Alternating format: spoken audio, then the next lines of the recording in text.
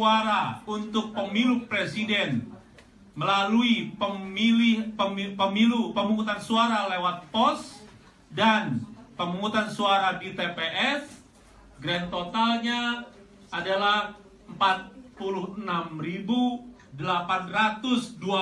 suara, dengan suara tidak sah sebanyak 1.603 suara, suara sah 45.217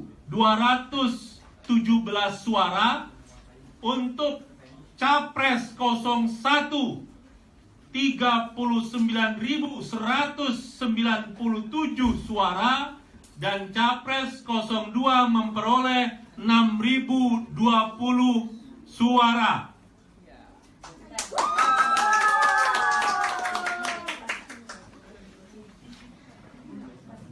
Dengan begitu kita nyatakan sah.